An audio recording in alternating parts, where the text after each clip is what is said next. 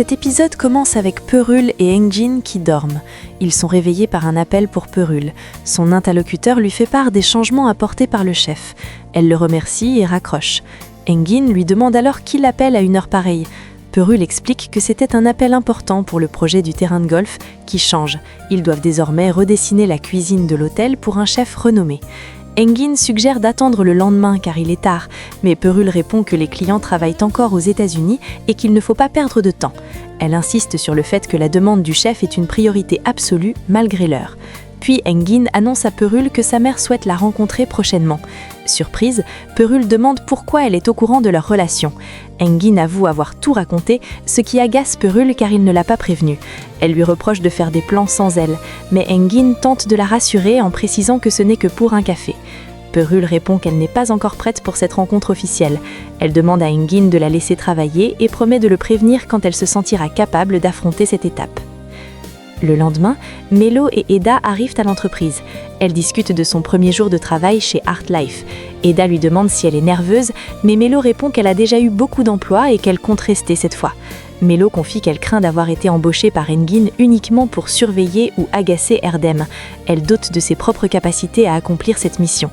Eda la rassure immédiatement en disant qu'Engin sera satisfait de n'importe quel travail qu'elle fournira. Elle l'encourage à entrer sereinement dans les bureaux pour commencer sa nouvelle carrière. Juste après, Serkan arrive et Melo s'éloigne. Serkan invite Eda dans son bureau pour discuter du projet de golf. Eda accepte, mais se montre méfiante, demandant s'il va vraiment l'attendre sans s'éclipser pour une urgence. Serkan lui garantit qu'il sera présent pour travailler. Il insiste sur le fait qu'il respectera strictement leur accord professionnel et ne parlera de rien d'autre. Elle annonce également qu'elle quittera l'entreprise dès le départ des faits. Serkan remarque qu'elle semble déterminée à ne pas changer d'avis, tandis qu'Eda maintient une distance froide en refusant toute discussion personnelle avant de partir. Céline arrive à son tour et demande à Serkan si tout va bien. Ce dernier le confirme. Peu après, Leila vient annoncer à toute l'équipe que le chef Alexander arrive. Serkan lui demande de réunir tous les dossiers du projet de cuisine pour le chef Alexander. Perul vient lui dire qu'elle a reçu les dernières modifications cette nuit et qu'elle ne pense pas finir avant 2 jours. Serkan la rassure en disant qu'elle peut le faire en moins de temps. Il s'éloigne ensuite et va voir Engin. À côté, Leila explique à Eda et Melo que le chef Alexander est un artiste culinaire et que son nom seul donne faim. Eda demande si Efe est au courant. Leila répond lui avoir dit, mais que ce dernier n'a pas eu de réelle réaction. Dans le bureau d'Engin, Serkan s'inquiète du départ imminent d'Eda, confirmant qu'il est lié au départ d'Efe. Serkan demande nerveusement à Engin de se renseigner sur la date exacte du départ d'Efe. Il avoue vouloir passer le plus de temps possible avec Eda avant qu'elle ne disparaisse de sa vie. Engin promet d'inventer une excuse pour obtenir l'information tout en restant perplexe. Dans la salle des archives, Melo et Erdem se disputent des documents de travail. Melo ordonne à Erdem de lui donner les papiers pour Engin, mais Erdem la taquine en disant qu'elle n'arrivera pas à les avoir. Melo s'énerve et affirme être plus rapide et meilleur que lui. Erdem lui donne un mauvais emploi du temps pour la piéger et l'appelle « petite écureuil ». Furieuse, Melo menace Erdem de sa malédiction si Efe ne collabore pas. Erdem refuse de céder sous la menace ou l'argent, affirmant sa supériorité technique dans l'entreprise. Melo s'en va furieuse. Efe donne des instructions à Eda pour ses derniers rapports avant son départ pour l'Italie. Leila vient les prévenir que Serkan les attend pour la réunion. Eda espère que tout ira bien pour lui là-bas. Efe la rassure en disant qu'il continuera à gérer certains clients à distance.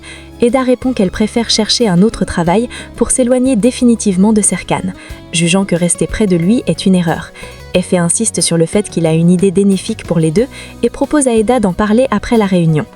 Pendant la réunion, Perul présente les plans de la cuisine du chef Alexander, exigeant une reproduction exacte de son restaurant américain.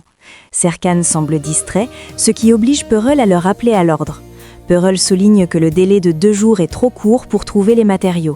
Serkan sollicite l'aide de Ferit pour le design, tandis qu'Engin propose de s'occuper de la logistique. Puis Engin suggère qu'Eda l'accompagne au terrain de golf. Tout le monde quitte la salle, sauf Eda, Engin et Serkan.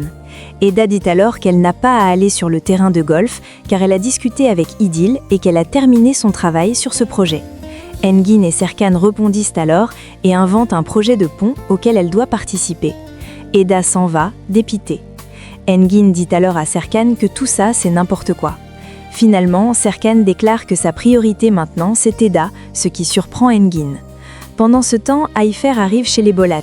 Elle est furieuse et cherche Alptekin, mais Seifi explique que celui-ci a quitté la maison suite aux tensions familiales. Il montre ensuite à Ayfer que Madame Aydan est devenue une véritable statue, incapable de bouger ou de parler. Seifi raconte qu'Aydan a découvert l'infidélité de son mari et qu'elle a agressé sa maîtresse avant de sombrer dans cet état catatonique. Ayfer, loin d'être choquée, félicite Aydan d'avoir arraché les cheveux de l'autre femme. Elle tente ensuite d'aider Seifi à réveiller Aydan en lui proposant du thé et en essayant de lui ouvrir les mains. À l'entreprise, Serkan interroge Eda sur son départ définitif et elle confirme que plus rien ne la retient. Elle invoque la clause 22 de leur contrat pour s'assurer qu'ils gardent une distance d'au moins 1 mètre entre eux. Eda, un mètre ruban à la main, lui prouve qu'il ne respecte pas la distance. Elle se moque de son manque d'autocontrôle. Serkan propose ensuite de réviser tout son travail avant qu'elle ne quitte l'agence. Eda accepte, mais insiste pour passer par son bureau après avoir parlé à Efe, maintenant une barrière stricte entre leurs interactions. Peu après, Céline vient les rejoindre et propose à Serkan qu'Eda soit le visage de la campagne caritative pour les femmes. Serkan refuse immédiatement, sans consulter Eda, et s'en va. Céline confirme et s'en va aussi, mais Eda la rappelle. Celle-ci s'emporte légèrement, reprochant à Serkan de prendre des décisions à sa place et d'interférer dans sa vie, mais ne lui permettant pas à elle de le faire. Elle accepte de participer à la campagne juste pour le contredire. Céline, hautaine, lui donne le document avec les détails du shooting et lui dit qu'elle va organiser la séance photo et la vidéo. Eda se traite ironiquement de folle. De leur côté, Aydan confie à Ayfer sa douleur après la trahison d'Alptekin, disant qu'elle n'aurait jamais cru cela possible après tant d'années. Elle jure de le laisser à la rue et de se venger. Ayfer tente de la calmer, mais Aydan exprime sa honte d'être vue dans cet état. Ayfer lui rappelle qu'elle ne pardonne pas les mensonges des Bolat envers Eda. Elle annonce ensuite froidement que toute relation entre leurs deux familles est terminée. Elle interdit à Aydan et Serkan de contacter Eda ou de venir chez elle désormais. Et s'en va. Aydan s'inquiète de voir Eda quitter son travail, craignant que le couple ne se réconcilie jamais. Seifi reconnaît que la tante d'Eda a raison et que les filles sont des personnes formidables. Aydan désespère à l'idée de ne plus pouvoir parler à Eda. Elle suggère d'inventer n'importe quelle excuse pour maintenir le contact. Souffrant d'une migraine, Aydan demande de l'eau et promet de trouver une solution pour revoir Eda malgré l'interdiction de la tante. Seifi dit alors qu'ils peuvent espérer que la campagne caritative soit l'occasion idéale pour les réunir à nouveau. À la salle de détente, Eda refuse de gérer seule les clients d'Efe, se sentant incapable d'assumer cette responsabilité. Efe insiste en disant qu'elle a besoin d'argent pour ses études et qu'elle doit essayer. Il lui promet de lui fournir une équipe complète et son aide personnelle pour tout ce dont elle aura besoin. Il présente le client comme une vieille connaissance de confiance. Eda finit par accepter d'organiser une réunion de travail, mais elle prévient Efe qu'elle ne garantit rien et qu'elle prend cette mission très au sérieux, sans engagement définitif. Seren arrive et interrompt Efe et Eda. Elle explique qu'elle a été appelée par Serkan car il voulait lui dire quelque chose d'important. Mais comme il est occupé avec Leila, elle est venue la voir.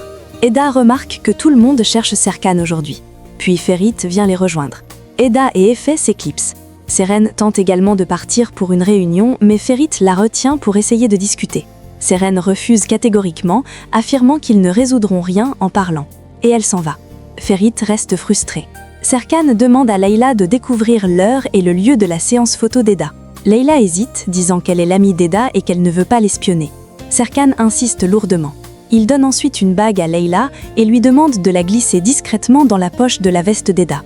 Leila est choquée par cette demande et dit qu'il était plus facile de travailler avec lui quand il était froid et distant. Serkan répond simplement qu'il a changé, forçant Leila à accepter cette mission délicate malgré ses principes. Seren entre dans le bureau. Serkan lui demande de poursuivre les responsables des fuites dans la presse concernant Eda. Seren s'inquiète pour son image, mais Serkan répond que seule la santé d'Eda compte pour lui. Il veut que celui qui a causé son évanouissement paie cher. Il demande aussi à Seren de ne rien dire à Eda car elle verrait cela comme une nouvelle interférence. Seren accepte le dossier tout en notant que Serkan agit de manière très inhabituelle. Il insiste sur le fait que son secret doit être gardé pour éviter de braquer Eda. Pendant ce temps, Ayfer est en train de rentrer quand Seifi lui court après. Il est paniqué car Aydan est de nouveau bloqué, comparant son état à un téléphone dont on a raté le code PIN. Il supplie Ayfer de l'aider car il ne peut pas gérer seul une femme dont le mari vient de partir. Ayfer finit par accepter par pitié pour Seifi, malgré sa colère contre les Bolat. Elle reconnaît que Seifi est une bonne personne avec un grand cœur. Ils unissent leurs efforts pour s'occuper d'Aidan, Ayfer promettant de rester quelques heures pour stabiliser la situation avant de repartir définitivement. Eda interroge Seren sur sa discussion avec Serkan. Seren révèle que Serkan veut attaquer les paparazzis en justice. Eda se moque d'abord, pensant qu'il protège sa propre réputation de petit monsieur. Seren la corrige en expliquant que Serkan agit ainsi parce qu'il a été blessé de voir Eda souffrir. Elle ajoute que s'il s'agissait de poursuivre Serkan pour blessure sentimentale, Eda gagnerait le procès. Restée seule, Eda exprime sa surprise en constatant que Serkan semble finalement avoir de vrais sentiments humains cachés sous sa carapace. Juste après, Leila se rapproche d'Eda. Elle entame la conversation en complimentant Eda sur son nouveau parfum, le trouvant absolument idéal tout en mettant discrètement la bague dans sa veste. Eda est flattée par ses paroles aimables. Leila propose d'aller chercher un café et demande à Eda si elle en souhaite également. Eda accepte avec enthousiasme. Eda profite de ce moment pour lui confier qu'elle l'aime énormément. Leila répond alors chaleureusement qu'elle l'aime aussi. Elle s'assure de préparer le café exactement comme Eda l'aime, en précisant qu'elle n'oubliera pas d'y ajouter du sucre malgré la montagne de travail qui l'attend au bureau. Dehors, Ferit met fin à son appel quand il voit Seren sortir. Il la retient et exprime son admiration pour son travail, affirmant qu'elle est devenue une grande avocate. Seren reste froide et tente de mettre fin à la discussion, prétextant une surcharge de travail. Ferit insiste pour obtenir 2 minutes afin de s'excuser. Il regrette d'avoir répondu au téléphone ce soir-là et de s'être mal exprimé.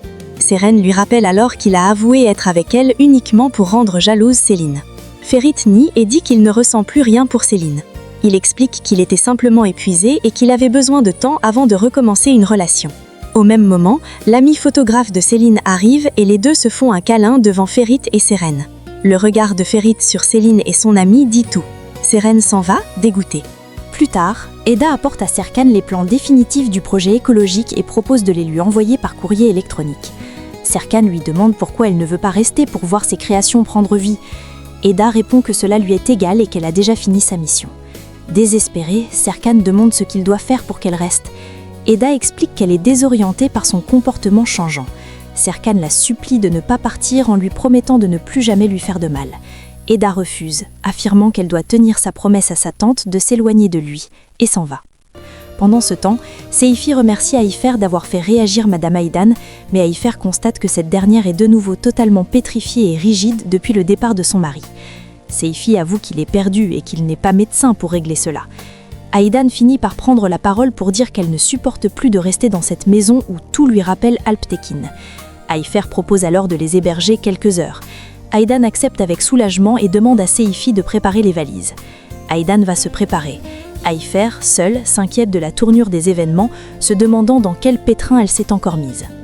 Dans la salle de détente, Jean, l'ami photographe de Céline, l'invite à déjeuner. Mais Céline décline car elle doit organiser une campagne de dons importante. Elle annonce qu'elle a déjà trouvé le visage de la campagne et qu'il s'agit d'une femme magnifique. Jean plaisante sur sa beauté avant de découvrir qu'il s'agit d'Emma. Céline fait appel à Eda qui passait par là.